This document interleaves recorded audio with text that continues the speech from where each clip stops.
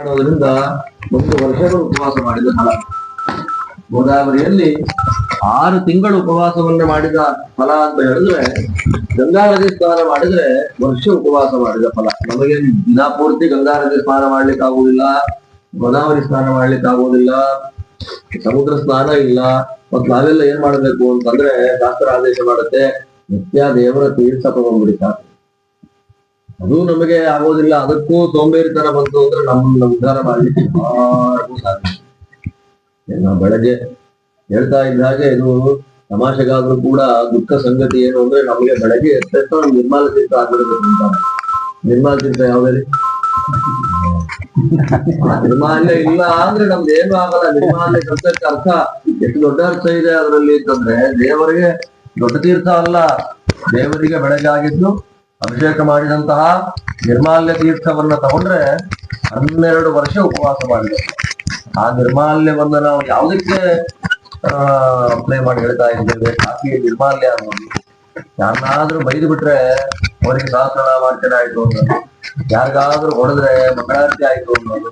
So ಯಾರಾದ್ರೂ ಅವರ ದುಃಖವನ್ನು ಹೇಳ್ತಾ ಇದ್ರೆ ತುಂಬಾ ಏನ್ ಪುರಾಣ ಹೇಳ್ತಾ ಇದ್ದಾನೆ ಅವರು ಅಂತ ಹೇಳೋದು. ಯಾರು ಗಲಾಟೆ ಮಾಡ್ತಾ ಇದ್ರೆ ಮಹಾಭಾರತ ಆಗ್ತಾ ಇದೆ ಅವ್ರ ಮನೆಯಲ್ಲಿ, ರಾಮಾಯಣ ಆಗುತ್ತೆ ಅನ್ನೋದು.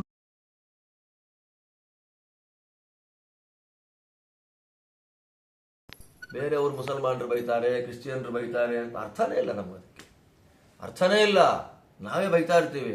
ಕೊನೆ ನಮಸ್ಕಾರ ಮಾಡೋದು ನಾವೇ ದೇವರಿಗೆ. ಓ ನಮಸ್ಕಾರ ಅಂತ ನಾವೇ ಮಾಡ್ತೀವಿ. ತೀರ್ಥಕ್ಷೇತ್ರ ಯಾತ್ರೆ ನಾವೇ ಮಾಡ್ತೀವಿ. ನಮ್ದೊಂದು ದೊಡ್ಡ ಪುರಾಣ ಆಗಿದೆಯಪ್ಪ, ಅವ್ರ ಮನೆ ದೊಡ್ಡ ರಾಮಾಯಣ ಆಗಿದೆ, ಮಹಾಭಾರತ ಆಗಿದೆ ಅಂತ ನಾವೇ, ಯಾವ ಗ್ರಂಥಗಳು ನಮಗೆ ಮೋಕ್ಷಕ್ಕೆ ಕಾರಣ ಆಗುತ್ತೆ, ಪಾಪ ಪರಿಹಾರ ಮಾಡುತ್ತೆ, ಆ ಎಲ್ಲ ಗ್ರಂಥಗಳನ್ನ ನಮ್ಮ ಮನೆ ಗಲಾಟೆಗೆ ನಾವು ಸಮೀಕರಿಸಿ ಹೇಳ್ತೇವೆ ಅಂತಂದ್ರೆ, ನಮ್ಮನ್ನು ಯಾವ ಗುರುಗಳು ಅನುಗ್ರಹ ಮಾಡ್ತಾರೆ, ಯಾವ ದೇವತೆ ಉದ್ಧಾರ ಮಾಡ್ತಾನೆ? ಆದ್ದರಿಂದ ಮಾತಾಡಬಾರದು.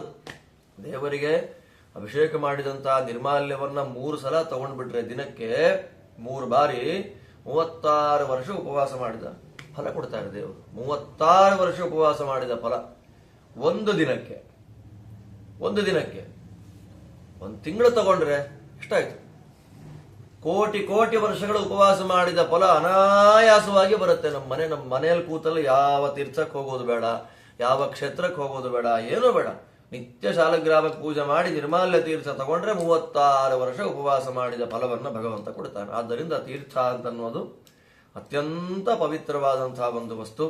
ಅಂತಹ ತೀರ್ಥ ಭಗವಂತನ ಪಾದಗಳಿಂದ ಬಂದಾಗ ಅದನ್ನ ನದಿಗಳು ಅಂತ ನಾವು ಅದನ್ನು ಕರಿತಾ ಇದ್ದೇವೆ. ಅಂತಹ ನದಿಗಳಲ್ಲಿ ನಮಗೆರಡು ಪ್ರಧಾನವಾದಂತಹ ನದಿಗಳು ಅನ್ನೋದನ್ನ ಶಾಸ್ತ್ರಗಳಲ್ಲಿ ಉಲ್ಲೇಖ ಮಾಡ್ತಾರೆ. ಒಂದು ದಕ್ಷಿಣದ 2 ಗಂಗೆಗಳು ಅಂತ ಅದನ್ನು ಕರೀತಾರೆ. ಒಂದು ತುಂಗಭದ್ರಾ ನದಿಯ ಆ ಕಡೆಯಲ್ಲಿರತಕ್ಕಂತಹ ಒಂದು, ತುಂಗಭದ್ರೆಯ ಈ ಭಾಗದಲ್ಲಿರ್ತಕ್ಕಂತಹ ಒಂದು, ಅದರ ಮಧ್ಯದಲ್ಲಿ ಒಂದು ಸೇರ್ಕೊಂಡಿದೆ. ಅದನ್ನ ಕೃಷ್ಣವೇಣಿ ಅಂತ ಅದನ್ನು ಹೇಳ್ತಾ ಇದ್ದಾರೆ. ಕೃಷ್ಣವೇಣಿ ತೀರ್ಥ ಅದರ ಮಧ್ಯದಲ್ಲಿದೆ. ಕೃಷ್ಣವೇಣಿ ಆ ಕಡೆಯಲ್ಲಿ ಒಂದು, ಕೃಷ್ಣವೇಣಿ ಈ ಕಡೆಯಲ್ಲಿ ಒಂದು. ಕೃಷ್ಣವೇಣಿಯ ಈ ಭಾಗದಲ್ಲಿ ಹರಿಯುವಂತಹ ನದಿ ಗೋದಾವರಿ. ಕೃಷ್ಣವೇಣಿಯ ಆ ಭಾಗದಲ್ಲಿ ಹರಿಯುವಂತಹ ಅತ್ಯಂತ ಪವಿತ್ರವಾದ ಮಹಾನದಿ ಅದು ಕಾವೇರಿ.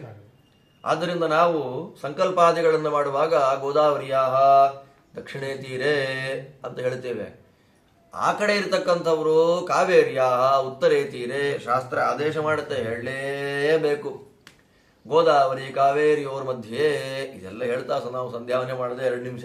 ನೀವು ಗೋದಾವರಿ ಕಾವೇರಿ ಮಧ್ಯ ಅಂತ ಕೂತ್ರೆ ಎಲ್ಲಿ ಇಷ್ಟುದ್ದ ಆಗೋದು ಸಂಧ್ಯಾವನೆ ಆಗಲ್ಲ ಅಂತಂದ್ರೆ ಸಂಕಲ್ಪ ಮಾಡಬೇಕು. ಮಾಡುವಾಗ ಗೋದಾವರಿ ಕಾವೇರಿಯೋರ್ ಮಧ್ಯಪ್ರದೇಶೇ ತುಂಗಭದ್ರಾಯ ಉತ್ತರೆ ಅಥವಾ ದಕ್ಷಿಣೆ ಅಂತ ಆಲೋಚನೆ ಮಾಡಿಕೊಂಡು ಸಂಧ್ಯಾವಂದನಾದಿಗಳನ್ನು ಮಾಡಬೇಕು. ಒಂದು ಗೋದಾವರಿ, ಮತ್ತೊಂದು ಕಾವೇರಿ. ಆ ಗೋದಾವರಿ ಅಂತನ್ನೋದು ಅದು ಹುಟ್ಟಿನ ವೈಭವ ಅಪಾರವಾದದ್ದು. ಅಧಿಕ ಮಾಸದಲ್ಲಿ ತೀರ್ಥಯಾತ್ರೆ ಮಾಡಬಾರದಂತೆ. ಮೊದಲೇ ಹೇಳಿದೆ ನಾನು, ತೀರ್ಥಗಳ ಮಹಿಮೆಯನ್ನ ಕೇಳಬೇಕಂತೆ, ನದಿಗಳ ಮಹಿಮೆಯನ್ನ ಕೇಳೋದ್ರಿಂದ. ಆವಾಗ ಹೇಳಿದೆ 10 ಕೋಟಿ ಅಶ್ವಮೇಧ ಯಾಗ ಮಾಡಿದ ಫಲ. ಒಂದ್ಸಲ ಭಾರತ ದೇಶದಲ್ಲಿ 12 ವರ್ಷಗಳ ಕಾಲ ದೊಡ್ಡ ಬರಗಾಲ ಅನ್ನೋದು ಬಂತು. ಬರಗಾಲ ಅನ್ನೋದು ಬಂದಾಗ ಯಾರಿಗೆ ಎಲ್ಲಿ ಹೋಗ್ಬೇಕು ಅಂತ ಗೊತ್ತಾಗಲಿಲ್ಲ. ಯಾರಿಗೆ ಸಾಧನೆಯನ್ನು ಮಾಡಿಕೊಳ್ಳುವಂತ ವ್ಯಕ್ತಿಗಳಿಗೆ. ಮೊನ್ನೆ ಕೋವಿಡ್ ಬಂತಲ್ಲ, ಬಂದಾಗಿಂದ ಏನಾಯಿತು, ಇದೇ ಜೀವನ ಆಯಿತು ಪಂಡಿತರಿಗೆಲ್ಲ ಅಲ್ವಾ. ಇವಾಗ ಇದೆ ಅಂದ್ರೆ ಸಾಧನೆ ಮಾಡ್ಕೊಳ್ಬೇಕು ಅನ್ನೋ ಅನುಕೂಲ ಇದ್ರೆ, ಮನಸ್ಸಿದ್ರೆ ಯಾವುದೋ ಒಂದು ಆಗತ್ತೆ ಅಲ್ವಾ. ಆದ್ದರಿಂದ ಸಾಧನೆ ಮಾಡಬೇಕು ಅಂತ ಅಂದುಕೊಂಡ ಮುನಿಗಳಿಗೆ ಎಲ್ಲಿ ಹೋಗ್ಬೇಕು ಅವರು? ಊರೆಲ್ಲ ಯಾತ್ರೆ ಮಾಡ್ತಾ ಬರ್ತಾರೆ, ಎಲ್ಲಿ ನೀರಿದೆ, ಸಾಧನೆಗೆ ಅವಕಾಶ ಎಲ್ಲಿದೆ ಅಂತ ನೋಡ್ತಾ ನೋಡ್ತಾ ಬರುವಾಗ ಗೌತಮ ಋಷಿಗಳ ಆಶ್ರಮ ಅತ್ಯಂತ ಸಂಪದ್ಭರಿತವಾಗಿತ್ತು. ಆ ಗೌತಮ ಋಷಿಗಳ ಆಶ್ರಮ ಎರಡಿದೆ. ಒಂದು ಉಡುಪಿ ಹತ್ತಿರದಲ್ಲಿ ಕುಂಭಾಸಿ ಅಂತ ಬರುತ್ತೆ, ಕುಂಭಾಸಿ ಕ್ಷೇತ್ರ, ಅಲ್ಲಿ ಒಂದು ಗೌತಮಾಶ್ರಮ ಇದೆ. ನಾಸಿಕ ಮಹಾರಾಷ್ಟ್ರ, ಅಲ್ಲೊಂದು ಗೌತಮ ಪ್ರದೇಶ ಇದೆ. ಎರಡು ಗೌತಮಾಶ್ರಮ. ಗೌತಮಾಶ್ರಮಕ್ಕೆಲ್ಲ ಬ್ರಾಹ್ಮಣರು ಬರ್ತಾರೆ, ಮುನಿಗಳು. ಸ್ವಾಮಿ, ನಿಮ್ಮ ಮನೆಯಲ್ಲಿ ಸ್ನಾನ ಅನೇಕ ಮಾಡ್ಬೋದಾ? ಮಾಡ್ಕೊಂಡಿರಪ್ಪ, ಮಳೆ ಬರೋ ತನಕ. 12 ವರ್ಷ ಆಯಿತು, ಒಳ್ಳೆ ಮಳೆ ಬಂತು, ಯಾವುದೇ ರೀತಿಯಾದ ಪ್ರಾಬ್ಲಮ್ ಇಲ್ಲ. ಆಗ ಅವರು ಮನೆಗೆ ಹೋಗ್ತೀವಿ ಅಂತಂದ್ರು.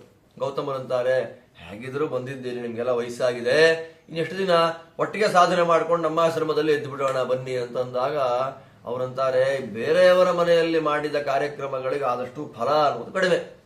ನಮ್ಮನೆಯಲ್ಲಿ ನಾವು ಮಾಡಿದ ಸ್ನಾನ, ಸಂಧ್ಯಾ ವಂದನೆ, ದಾನ, ದೇವರ ಪೂಜೆ, ದೀಪ ಹಚ್ಚೋದು, ನಮಸ್ಕಾರ ಎಲ್ಲಕ್ಕೂ ಎಷ್ಟು ಫಲ ಬರುತ್ತೆ, ಅದು ಔಟ್ಸೈಡ್ ಅಲ್ಲಿ ಬೇರೆಯವರ ಜಾಗದಲ್ಲಿ ಮಾಡೋದ್ರಿಂದ ಫಲ ಕಡಿಮೆ. ಏನು ಮಾಡಬೇಕು ಅಂತ ಆಲೋಚನೆ ಮಾಡ್ತಾ ಇರುವಾಗ ಗಂಗಾ ನದಿ ಸ್ವಲ್ಪ ದುರಹಂಕಾರ ಬಂದ್ಬಿಟ್ಟಿದೆ ಅಂತ ಅವಳಿಗೆ. ನಾನು ಶಿವನ ತಲೆ ಮೇಲೆ ಕೂತ್ಕೊಂಡಿದ್ದೀನಿ, ಪಾರ್ವತಿ ಶಿವನ್ ತೊಡೆ ಮೇಲೆ ಕೂತಿದ್ದಾಳೆ. ತೊಡೆ ಮೇಲೆ ಕೂತವಳು ದೊಡ್ಡವಳು, ತಲೆ ಮೇಲೆ ಕೂತವಳು ದೊಡ್ಡವಳು ಅಂದಾಗ ತಲೆ ಮೇಲೆ ಕೂತವಳೆ ಉತ್ತಮಳು ಅಂತ ಅವಳಿಗೆ ಸ್ವಲ್ಪ ತಲೆ ತಿರುಗಿತು ಗಂಗಾದೇವಿಗೆ. ಅದು ಪಾರ್ವತಿ ದೇವಿ ಗೊತ್ತಾಯ್ತು. ಏನಾದ್ರೂ ಮಾಡಿ ಗಂಗೆಗೆ ಅಹಂಕಾರ ಕಡಿಮೆ ಮಾಡಬೇಕಲ್ಲ ಅಂತ ಆಲೋಚನೆ ಮಾಡ್ತಾ ಗಣೇಶಂಗೆ ಹೇಳ್ತಾಳೆ, ಗಣೇಶ ನೋಡು, ಏನ್ ವ್ಯಾಪಾರ ಮಾಡಕ್ಕಾಗತ್ತೋ ಮಾಡು, ಗಂಗೆಯ ದುರಹಂಕಾರವನ್ನು ನಾವು ಕಡಿಮೆ ಮಾಡಲೇಬೇಕು ಅಂದಾಗ ಗಣೇಶ ಬ್ರಹ್ಮಚಾರಿ ರೂಪದಿಂದ ತಿರುಗ್ತಾ ಇದ್ದ ಗೌತಮರ ಆಶ್ರಮಕ್ಕೆ ಬಂದ. ಅಲ್ಲಿ ಹೇಳ್ತಾನೆ, ಏನ್ರಿ ಬ್ರಾಹ್ಮಣರೇ, ನೀವೆಲ್ಲ ಪ್ರವಚನ ಪಾಠ ತಪಸ್ಸು ಮಾಡೋರಾಗಿ ಬೇರೆ ಯಾರದೋ ಆಶ್ರಮದಲ್ಲಿ, ನೀವು ನಿಮ್ಮನೆ ಬೀಗ ಹಾಕೊಂಡು ಬೇರೆ ಯಾರದೋ ಆಶ್ರಮದಲ್ಲಿ ತಪಸ್ಸು ಮಾಡ್ತಾ ಇದ್ದೀರಿ, ಏನ್ ಕಥೆ ನಿಮ್ದು? ಪುಣ್ಯ ಎಲ್ಲ ಯಾರಿಗೆ ಹೋಗ್ತಾ ಇದೆ? ಗೌತಮರಿಗೆ ಹೋಗ್ತಾ ಇದೆ. ನೋಡಿ, ಕಷ್ಟ ಬಂದಾಗ ಆಶ್ರಯ ಕೊಟ್ಟವರು ಗೌತಮರು ಅಂತ ಮರ್ತೋಯ್ತವಾಗ. ಇವಾಗ ನಾವು ಮಾಡಿದ ಪುಣ್ಯ ಗೌತಮರಿಗೆ ಹೋಗ್ತಾ ಇದೆಯಲ್ಲ ಅಂತ ಏನ್ ಮಾಡಬೇಕು ಅಂತ ಬ್ರಹ್ಮಚಾರಿ ಕೇಳಿದಾಗ ಅವನಂತಾನೆ, ತುಂಬಾ ಬಡಕಲಾದ ಒಂದು ದನ ಸೃಷ್ಟಿ ಮಾಡ್ರಿ, ಅದು ಮುಟ್ಟಿದ್ರೆ ಸತ್ತು ಹೋಗ್ಬೇಕಲ್ಲ, ಗಾಳಿ ಹಾಕಿದ್ರೆ ಹೋಗ್ಬಿಡ್ಬೇಕು, ಅಂಥ ದನ ನೀವು ತಪಸ್ಸಿನ ಸೃಷ್ಟಿ ಮಾಡಿ ಗೌತಮರ ಗದ್ದೆ ಬಿಡಿ, ಅದು ತಿನ್ಬೇಕು, ಅದನ್ನ ನೋಡಿ ಗೌತಮರು ಓಡಿಸ್ಬೇಕು, ಸತ್ತು ಹೋಗ್ಬೇಕು, ಅದು ನಿಮಗೆ ಗೋಹತ್ಯೆ ಬಂತು ಅಂತ ಕಳಿಸ್ಬಿಡಿ ಅವರನ್ನು. ಹಾಗೆ ಮಾಡ್ತಾರೆ. ಗೌತಮರು ಸುಮ್ಮನೆ ಹೀಗಂತಾರೆ, ಗಾಳಿ ಹಾಕ್ತಾರೆ ಕೈಯಲ್ಲಿ, ಸತ್ತೇ ಹೋಯ್ತು ಗೋವು. ಎಲ್ಲಿ ಗೋಹತ್ಯೆ ಮಾಡ್ತಾರೆ ಅಲ್ಲಿ ಇರಬಾರ್ದು ಅಂತ ಬ್ರಾಹ್ಮಣರು ಹೊರಟು ಹೋದ್ರು.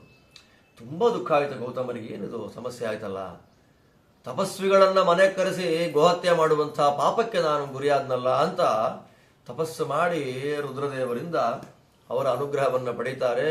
ಅವ್ರು ಏನು ಬೇಕು ಅಂತಂದಾಗ, ನನ್ನ ಸತ್ತು ಹೋದ ಗೋವನ್ನ ಬದುಕಿಸಿ ಗೋಹತ್ಯಾ ದೋಷ ದೂರ ಮಾಡಿ ಸ್ವಾಮಿ ಅಂತ ಪ್ರಾರ್ಥನೆ ಮಾಡಿದಾಗ ತಲೆ ಮೇಲಿದ್ದ ಗಂಗೆಯನ್ನ ಕೆಳಗಿಳಿದು ಕಳಿಸ್ತಾರೆ. ಆ ಗಂಗೆ ಗೋವಿನ ಮೇಲೆ ಹರಿತಾಳೆ, ಗೋವು ಬದುಕಿತು. ಅವತ್ತಿನಿಂದ ಗೋವನ್ನ ಬದುಕಿಸಿದಂತಹ ವಾರಿ ನೀರು, ಆದ್ದರಿಂದ ಅದಕ್ಕೆ ಗೋದಾವರಿ ಎಂಬುದಾಗಿ ಹೆಸರಾಗಿದೆ. ಅಂತಹ ಗೋದಾವರಿ ತೀರ್ಥದಲ್ಲಿ ವೀರನಾರಾಯಣ ಅನ್ನುವಂತಹ ಒಂದು ಭಗವದ್ ರೂಪವನ್ನ ಅನುಸಂಧಾನ ಮಾಡಬೇಕು, ಪ್ರಾರ್ಥನೆ ಮಾಡಬೇಕು, ಸ್ತೋತ್ರ ಮಾಡಬೇಕು ಅಂತ ಶಾಸ್ತ್ರ ಆದೇಶ ಮಾಡುತ್ತೆ. ಅದನ್ನ ಗುರುಗ್ರಹ ಬೃಹಸ್ಪತ್ಯಾಚಾರ್ಯರು ಸಿಂಹರಾಶಿಯನ್ನ ಪ್ರವೇಶ ಮಾಡಿದಾಗ ಆ ಗೋದಾವರಿ ಪುಷ್ಕರ ಅಂತ ಆಗುತ್ತೆ, ವಿಶೇಷವಾದಂತಹ ಗಂಗಾ ಸನ್ನಿಧಾನ. ಅವಾಗ ಆ ಗೋದಾವರಿ ದೇವಿಯಲ್ಲಿ ಸ್ನಾನವನ್ನ ಮಾಡಬೇಕು ಅಂತಾರೆ. ಇದು ಗೋದಾವರಿಯ ಜನ್ಮ. ಈ ಗೋದಾವರಿಯ ಜನ್ಮವನ್ನ ಯಾರು ಶ್ರವಣ ಮಾಡ್ತಾರೆ ಅಂಥ ಎಲ್ಲ ವ್ಯಕ್ತಿಗಳಿಗೂ ಕೂಡ ಗೋವಿಗೆ ತೊಂದರೆಯನ್ನು ಕೊಡುವುದರಿಂದ ಏನು ಪಾಪ ಅಂತ ಇದೆ, ಆ ಪಾಪಗಳ ಪರಿಹಾರ. ಗೋವಿಗೆ ತೊಂದರೆ ಕೊಡೋದು ಅಂದ್ರೆ ಏನು ಗೊತ್ತಾ? ಹೊಡೆಯೋದಲ್ಲ. ನಿತ್ಯ ನಾವು ಊಟ ಮಾಡ್ತೀವಲ್ಲ, ಒಂದು ತುತ್ತು ಗೋವಿಗೆ ಹಿಡಿದೇ ಊಟ ಮಾಡಿಬಿಟ್ರೆ ಗೋಹತ್ಯೆ ಬರುತ್ತೆ ಅಂತ. ಇದು ಯಾರು ಮಾಡಲ್ಲ. ನಾವು ಒಂದು ಗೋಗ್ರಾಸ ಅಂತ ಇಡಲೇಬೇಕು. ಗೋಗ್ರಾಸ ಅಂತ ಹಿಡಿದೆ ನಾವು ಊಟ ಮಾಡಿಬಿಟ್ರೆ ಗೋಹತ್ಯೆ ಮಾಡಿದ ಪಾಪ. ಗೋವು ನಿಂತಿದೆ, ಅದನ್ನು ಮುಟ್ಟಿದೆ, ಹಾಗೆ ಹೋಗ್ಬಿಟ್ರೆ ಗೋಹತ್ಯೆ ಪಾಪ. ರಸ್ತೆಯಲ್ಲಿ ಹೋಗ್ತಾ ಇರ್ತೀವಲ್ಲಿ ಗೋವಿದೆ, ನಮಸ್ಕಾರ ಮಾಡದೆ ಹಾಗೆ. ಗೋವು ಅಂದ್ರೆ ಯಾವ ಗೋವು? ಶುದ್ಧ ದೇಶಿ ತಳಿ ಆಗಿರ್ತಕ್ಕಂಥ ಗೋವು, ಡೈನಾಸರ್ಗಳಲ್ಲ ಅಲ್ವಾ. ಆದ್ದರಿಂದ ಅಂಥ ಗೋವುಗಳಲ್ಲಿ ಭಗವಂತನ ವಿಶೇಷವಾದಂತಹ ಸನ್ನಿಧಾನ ಇದೆ. ಆ ಗೋದಾವರಿ ನದಿ ಅತ್ಯಂತ ಪವಿತ್ರವಾಗಿರ್ತಕ್ಕಂತಹ ತೀರ್ಥ ಅದು. ಆಮೇಲೆ ಗೌತಮರು ಶಾಪ ಕೊಟ್ಟಿದ್ದು ಬ್ರಾಹ್ಮಣರಿಗೆ, ನೀವೆಲ್ಲ ಬೇಕು ಅಂತ ನಂಗೆ ಗೋಹತ್ಯೆ ತಂದು ಬಿಟ್ರಿ, ನಿಮ್ಗೆ ವಿದ್ಯೆ ಇದೆ, ತಪಸ್ಸಿದೆ, ಎಲ್ಲ ನಾಶ ಆಗಿ ಹೋಗಲಿ ಅಂತ ಶಾಪ ಕೊಟ್ರು. ಆಗ ಶಾಪ ಕೊಟ್ಟದ್ದಕ್ಕೆ ವೇದಗಳೆಲ್ಲ ಖಿಲವಾದಾಗ ಬ್ರಹ್ಮಾದಿ ದೇವತೆಗಳ ಪ್ರಾರ್ಥನೆಯಂತೆ ಭಗವಂತ ಅವತಾರ ಮಾಡಿ ನಿರ್ಮಾಣ ಮಾಡಿದ ಮಹಾಗ್ರಂಥ ಬ್ರಹ್ಮಸೂತ್ರಗಳು, ಪುರಾಣಗಳು, ಶಿವನ್ ಮಹಾಭಾರತ, ವೇದಗಳ ವಿಭಾಗ. ವೇದವ್ಯಾಸ ದೇವರ ಅವತಾರಕ್ಕೆ ಕಾರಣವಾದಂತಹ ಒಂದು ಘಟನೆ ಇದು ಗೋದಾವರಿ ತೀರ್ಥ. ಅದಾದ ಮೇಲೆ ಕಾವೇರಿ. ಚತುರ್ಮುಖ ಬ್ರಹ್ಮದೇವರ ಮನಸ್ಸಿನಿಂದ ಹುಟ್ಟಿ ಬಂದ ಮಹಾನುಭಾವಗಳು. ಕವೇರ ಅಂತೊಬ್ಬ ಮುನಿ. ಆ ಕವೇರ ಮುನಿಗಳಿಗೆ ಮಗಳಾಗಿ ಅವತಾರ ಮಾಡ್ತಾಳೆ. ಕವೇರ ಮುನಿಗಳ ಮಗಳಾದ್ದರಿಂದ ಅವಳಿಗೆ ನಾಮಕರಣ ಆಯಿತು ಕಾವೇರಿ. ಯಾರಿಗೆ ಮದುವೆ ಮಾಡಿಕೊಡ್ಬೇಕು ಅಂತ ಆಲೋಚನೆ ಮಾಡುವಾಗ ಎಲ್ಲಾ ನದಿಗಳು ಉತ್ತರದಲ್ಲೇ ಇದೆ, ದಕ್ಷಿಣಕ್ಕೊಂದು ನದಿ ಬೇಕಲ್ಲ ಅಂತ ಆಲೋಚನೆ ಮಾಡುವಾಗ ದಕ್ಷಿಣಕ್ಕೆ ಬಂದ ಮುನಿಗಳು ಯಾರು ಅಂತ ನೋಡ್ತಾರೆ ಅಗಸ್ತ್ಯರು. ಆ ವಿಂಧ್ಯ ಪರ್ವತ ಬೆಳೀತಾ ಇದೆ. ಬೆಳೆಯುವಾಗ ಅದನ್ನ ಕಂಟ್ರೋಲ್ ಮಾಡಬೇಕು ಅಂತ ಬ್ರಹ್ಮದೇವರ ಆದೇಶದಂತೆ ಅಗಸ್ತ್ಯ ಮುನಿಗಳು ಬರ್ತಾರೆ. ಅವ್ರು ಸೌತಲ್ಲೇ ಸೆಟ್ಲ್ ಆಗೋದು. ಅವ್ರಿಗೆ ಕೊಟ್ಟು ಮದುವೆ ಮಾಡೋಣ ಅಂತ. ಆ ಅಗಸ್ತ್ಯರು ಏನ್ ಮಾಡ್ತಾರೆ, ಆ ಹೆಂಡತಿಯನ್ನ ಹೊರಗೆಲ್ಲೂ ಬಿಡ್ತಾ ಇಲ್ಲ, ಕಾಪಾಡ್ತಾ ಇದ್ರು. ಇಂದ್ರದೇವರಿಗೆ ಗೊತ್ತಾಯ್ತು, ಇವಳು ನದಿಯಾಗಿ ಹರಿಬೇಕಾದವಳು ಅಗಸ್ತ್ಯರ ಮನೆಯೊಳಗೆ ಕೂತ್ಕೊಂಡಿದ್ದಾಳೆ, ಏನಾದ್ರೂ ಮಾಡ್ಬೇಕಲ್ಲ ಅಂತಂದಾಗ ಇಂದ್ರ ಈ ತರ ಪ್ಲಾನ್ ಮಾಡ್ತಾ ಇದ್ದಾನೆ ಅಂತ ಅಗಸ್ತ್ಯರಿಗೆ ಗೊತ್ತಾಗಿ ಅವಳನ್ನ ಅವಳ ಕಮಂಡದಲ್ಲಿ ಹಾಕೊಂಡ್ಬಿಟ್ರು. ಸಾಧನೆಯನ್ನ ಮಾಡ್ತಾ ತಲಕಾವೇರಿ ಅಂತ ಪ್ರದೇಶ ಅಲ್ಲಿದ್ದಾಗ ಇಂದ್ರದೇವರು ಕಾಗೆ ರೂಪದಿಂದ ಬಂದು ಕೆಳಗೆ ಬಿಡಿಸ್ಬಿಟ್ರು ಕಮಂಡಲವನ್ನ. ಆ ಕಮಂಡಲುವಿನಿಂದ ಹರಿದ ನೀರೇ ತೀರ್ಥವಾಗಿ ಇವತ್ತು ಕಾವೇರಿ ಮಹಾನದಿಯಾಗಿ ಹರಿತಾ ಇದೆ. ಕಾವೇರಿಯಲ್ಲಿ ಸ್ನಾನ ಮಾಡುವಾಗ ರಂಗನಾಥನ ಚಿಂತನೆಯನ್ನು ಮಾಡಬೇಕು ಅಂತ ಹೇಳ್ತಾರೆ. ಕಾ ಅಂದ್ರೆ ಪಾಪಗಳು, ದೋಷಗಳು. ಆ ಎಲ್ಲ ದೋಷಗಳನ್ನು ಪರಿಹಾರ ಮಾಡ್ತಾಳಾದ್ದರಿಂದ ಕಾ. ಸ್ನಾನ ಮಾಡುವಾಗ ತುಲಾ ಮಾಸದಲ್ಲಿ ಕಾವೇರಿ ಸ್ನಾನ ವಿಶೇಷ ಅಂತಾರೆ. ವೇ ಅಂತಂದ್ರೆ ನಾವೇನು ಅಪೇಕ್ಷೆ ಪಡ್ತೇವೆ ಅದೆಲ್ಲವನ್ನ ಕೊಡ್ತಾಳೆ. ವೇಕಾರ ವಾಂಛಿತ ಪ್ರದಹ. ರೀ ಅಂದ್ರೆ ತತ್ವಜ್ಞಾನವನ್ನ ಕೊಟ್ಟು ತನ್ಮೂಲಕ ಮೋಕ್ಷವನ್ನ ಕೊಡ್ತಾಳಾದ್ದರಿಂದ ಪಾಪ ಪರಿಹಾರ, ಇಷ್ಟಸಿದ್ಧಿ, ಮೋಕ್ಷ ಈ ಮೂರನ್ನೂ ಕೊಡುವ ಕಾರಣ ಅವಳನ್ನ ಕಾವೇರಿ ಅಂತ ಕರೀತಾರೆ. ಈ ಪ್ರಕಾರವಾಗಿ ತೀರ್ಥಗಳಲ್ಲಿ ಉತ್ತಮವಾದ ತೀರ್ಥ ಗಂಗಾ, ಗಂಗೆ ಆದ್ಮೇಲೆ ಗೋದಾವರಿ, ಗೋದಾವರಿ ಆದ್ಮೇಲೆ ಕೃಷ್ಣವೇಣಿ, ಆ ಕೃಷ್ಣವೇಣಿ ನದಿಗೆ ಸಮಾನವಾಗಿರ್ತಕ್ಕಂತಹ ತೀರ್ಥಗಳು ಸ್ವಾಮಿ ಪುಷ್ಕರಣಿ, ಚಂದ್ರ ಪುಷ್ಕರಣಿ, ಮಾನಸ ಸರೋವರ. ಹೀಗೆ ನಾವು ಸ್ನಾನ ಮಾಡುವಂತಹ ತೀರ್ಥಗಳಲ್ಲಿ ನಮ್ಮ ಮನೆಯ ಬಚ್ಚಲ್ ಮನೆಯಲ್ಲಿರತಕ್ಕಂತಹ ಬಕೆಟ್ ತನಕ ಯಾವ ಯಾವ ಕ್ರಮದಲ್ಲಿ ನಮಗೆ ನೀರು ಬಂದಿದೆ ಅನ್ನೋದನ್ನ ಅನುಸಂಧಾನ ಮಾಡಿಕೊಂಡು ಸ್ನಾನ ಮಾಡಿದಾಗ ಮಾತ್ರ ಅದೇನಾಗುತ್ತೆ, ಸ್ನಾನ. ಇಲ್ಲ ಅಂದ್ರೆ ಮೈ ತೊಳ್ಕೊಳ್ಳೋದಷ್ಟೆ. ಸ್ನಾನ ಆಗಲಿಲ್ಲ, ಪುಣ್ಯ ಬರಲಿಲ್ಲ. ಆದ್ದರಿಂದ ತೀರ್ಥಗಳ ಸ್ಮರಣೆ, ತೀರ್ಥ ದೇವತೆಗಳ ಅನುಸಂಧಾನ ವಿಶೇಷವಾದ ಪುಣ್ಯಕ್ಕದು ಕಾರಣ ಆಗತ್ತೆ ಅಂತ ಹೇಳ್ತಾ, ಗೋದಾವರಿ ಮತ್ತು ಕಾವೇರಿ ಆ ಎರಡೂ ತೀರ್ಥಗಳ ಸ್ಮರಣೆಯಿಂದ ತದಂತರ್ಯಾಮಿಯಾಗಿರ್ತಕ್ಕಂತಹ ಭಾರತೀಯರು ಮುಖ್ಯ ಪ್ರಾಣಾಂತರ್ಗತ ರಂಗನಾಥಾಭಿನ್ನ ವೀರನಾರಾಯಣ ಸುಪ್ರೀತನಾಗಿ ನಮ್ಮೆಲ್ಲರಿಗೂ ವಿಶೇಷವಾದಂತಹ ತತ್ವಜ್ಞಾನವನ್ನು ಕೊಡಲಿ ಅಂತ ಪ್ರಾರ್ಥನೆಯನ್ನು ಮಾಡ್ತಾ ಶ್ರೀಕೃಷ್ಣ.